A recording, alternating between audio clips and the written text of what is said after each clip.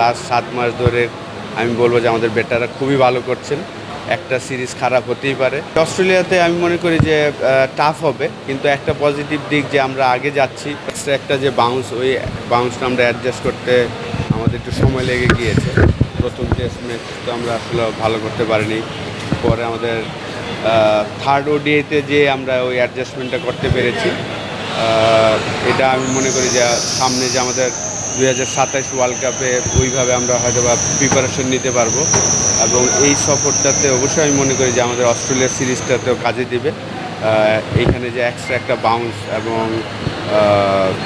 Last 7 মাস ধরে অবশ্যই আমরা আমাদের হোম কন্ডিশনে ভালো করছিলাম, কিন্তু ডিফারেন্ট একটা কন্ডিশন, সেই কন্ডিশনে আমাদের একটু সময় লেগে গিয়েছে। আশা বলবে সবশেষ জিম্বাবুতে বাংলাদেশ জিতেছিল 2022-এ, সেখানে ওয়ানডে এবং টি-20 দুইটা সিরিজে হেরেছিল। এবার টি-20 সিরিজ জিতলেও আপনার টেস্ট এবং ওডিআই হেরেছে। মানে জিম্বাবুতে গিয়ে কী হয় আসলে?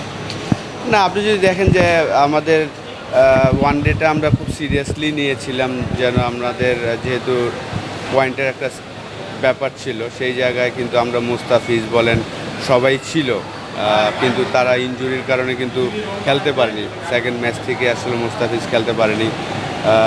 তো ওয়েদার কন্ডিশনটা আমি মনে করি যে জিম্বাবুতে যখনই আমরা যাই, তাদের এখন যদি আপনি খেয়াল করে থাকেন যে ফ্র্যাঞ্চাইজি টুর্নামেন্ট হওয়ার কারণে ইন্টারন্যাশনাল ম্যাচগুলো আগে কিন্তু একটা প্র্যাকটিস ম্যাচ হতো, একটা 3 ডে ম্যাচ বা একটা 1 ডে ম্যাচ যদি হতো তাহলে অ্যাডজাস্টমেন্ট করাটা সহজ হতো। তো ওই অপশনটা এখন নাই। এখন আপনাকে খুব যেই খেলতে হয়, কন্ডিশনের সাথে অ্যাডজাস্ট করার জন্য যে এক্সট্রা একটা সময়।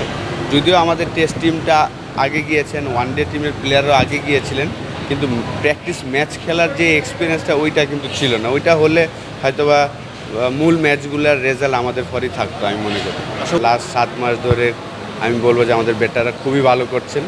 একটা সিরিজ খারাপ হতেই পারে, একটা টেস্ট ম্যাচ খারাপ হয়েছে, এর আগের 4টা টেস্ট ম্যাচে কিন্তু অসাধারণ খেলেছেন আমাদের ব্যাটসম্যানরা। তো আমি চেষ্টা করছি আমার জায়গায় আমার বেস্টটা দেওয়ার জন্য। বিনিয়োগ হোক বিশ্বস্ত, আমার পছন্দ সল্ট বে। অস্ট্রেলিয়াতে আমি মনে করি যে টাফ হবে, কিন্তু একটা পজিটিভ দিক যে আমরা আগে যাচ্ছি, প্রায় 10-12 দিন আগে যাচ্ছি, একটা 3 ডে ম্যাচ খেলার অপরচুনিটি আছে আমাদের। তো আমি আশা করব আমাদের সবাই যদি সুস্থ থাকে, অবশ্যই টেস্ট 2টা ম্যাচই আমরা ভালো করার চেষ্টা করব।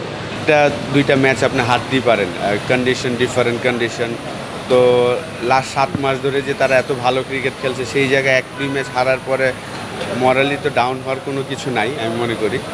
অবশ্যই একটা ডিফারেন্ট কন্ডিশনে খেলেছেন, সেই জায়গায় এই একটা এক্সপিরিয়েন্স হয়েছে।